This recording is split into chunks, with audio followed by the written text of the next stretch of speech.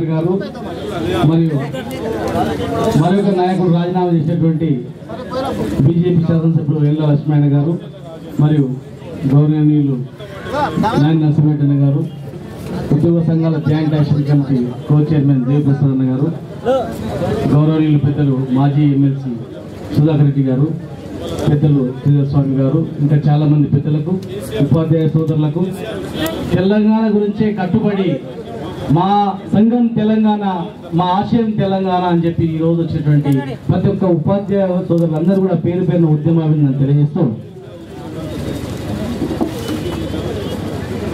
మిత్రులారా, ఆదివారం అంటే ప్రభుత్వ ఉద్యోగులకు ఈరోజు ఇంత మటన్ చికెన్ తెచ్చుకొని పిల్లలతో తిని సినిమాకు పోవడం, ఒక రెస్ట్ తీసుకోవడానికి ఆదివారం. కానీ ఈరోజు ప్రభుత్వ ఉద్యోగులకు ఆదివారాలు లేవు, పండుగలు లేవు, పెళ్లిళ్ళు లేవు, ఏం లేవు. మరి అందరం కూడా రోడ్ల మీదకి వచ్చి ఉద్యమాలు చేస్తూ ఉంటే మన గురించి కాదు, మన డిమాండ్ కాదు, మన ఉద్యోగాల గురించి కాదు, మన శాలరీల గురించి కాదు, మన ప్రమోషన్ల గురించి కాదు. వేలాది మంది విద్యార్థులందరూ చనిపోతా ఉన్నారు. ప్రజలందరూ అల్లకోవడం ఉంది. రాష్ట్రం మొత్తం కూడా మా వంతు మేము ఏం చేయాలని చెప్పి ఉద్యోగ, ఉపాధ్యాయ, కార్మిక, గణిత అధికారులు అందరం కూడా మనందరం ఉద్యమాలు చేస్తా ఉంటే, తెలంగాణ తెచ్చిన నాయకులు మాత్రం మేం చేస్తాం, మేము కట్టుబడి ఉన్నాం చెప్పే నాయకులు మాత్రం రోజు రోజుకు ఒక అడుగు వెనుకేస్తా ఉన్నారు, మనం ముందేస్తా ఉన్నాం. అది జరగనందుకే మరొకసారి మనల్ని మోసం చేస్తా ఉన్నారు. ఆమె నిలదీయనందుకే మనం ఇప్పుడు కూడా మళ్ళా ఏదో కళ్ళబొల్లి మాటలు చెప్పి మనంతా కూడా మభ్య పెడతా ఉన్నారు. రాజీనామా చేయమంటున్నారు, చేసినామంటున్నారు, చేసినాం వచ్చిందని మాట్లాడుతూ ఉన్నారు. మరి 9 డిసెంబర్ రోజు కేసీఆర్ గారిని నిరాధించిన తర్వాత, మనందరం మన ఉద్యమాలు చేసిన తర్వాత, తెలంగాణ వచ్చిన తర్వాత ఎట్లా వెనక్కిపోయింది? ఆ రోజు రాజీనామా చేసినందుకే వెనక్కిపోలేదా, లేకపోతే ఎందుకు వెనక్కిపోయింది? ఒక్కసారి ఆలోచన చేయాలి.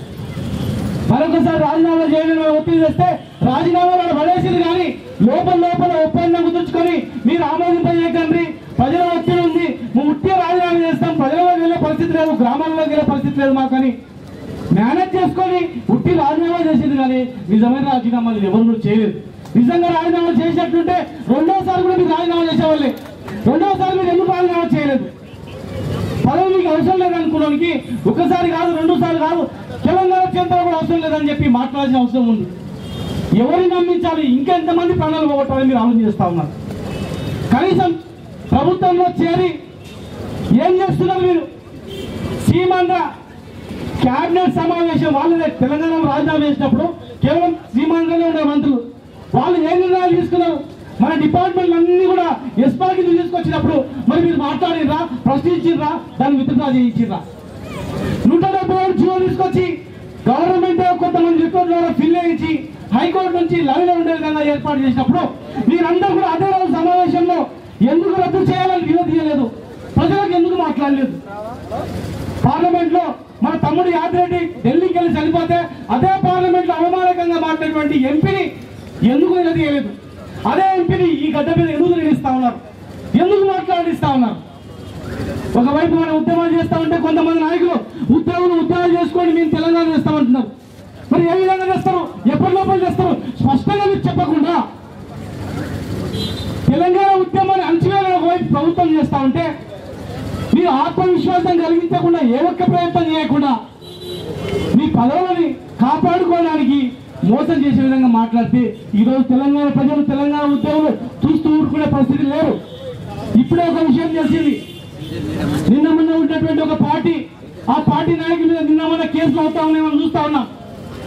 ఆ కేసు ఏమైందో తెలియదు, శిక్ష ఇస్తారా ఇయ్యారని తెలియదు. తెలియకముందే ఈరోజు 30 మంది ఎమ్మెల్యేలు 1 గంట తర్వాత వెళ్ళి రాజీనామాని గవర్నర్కు సమర్పించడానికి వాళ్ళు బయలుదేరుతున్నారంట. కనీసం వాళ్ళని చూసేనా బుద్ధి తెచ్చుకోవాల్సిన అవసరం మన వాళ్ళకుంది. వాళ్ళలో ఉన్న పౌరుషం మనలో లేదా?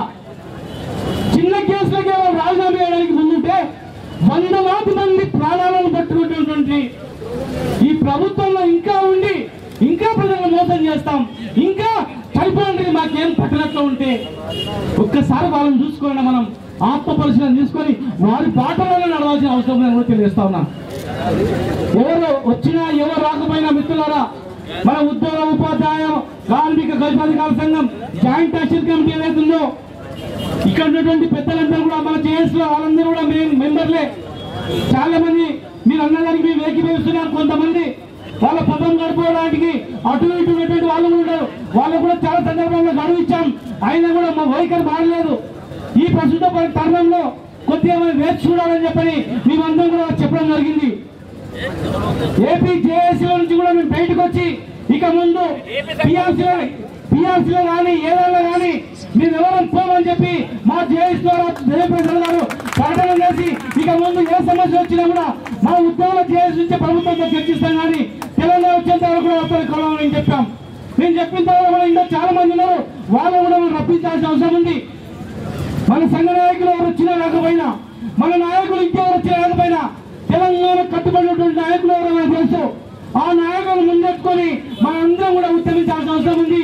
ఈ అస్మాలు వచ్చినా కూడా 175 జీవోలు ఇంకా వచ్చినా కూడా ఎవరు కూడా భయపడాల్సిన అవసరం లేదు.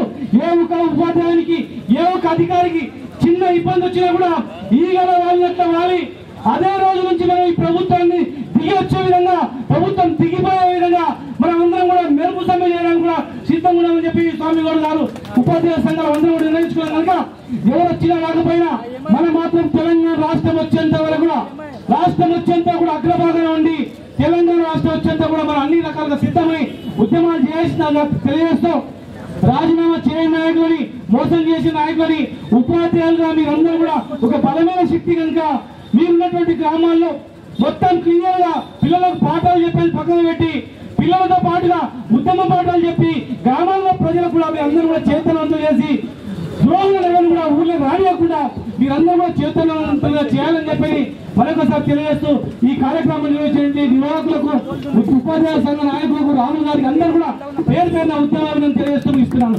జై తెలంగాణ.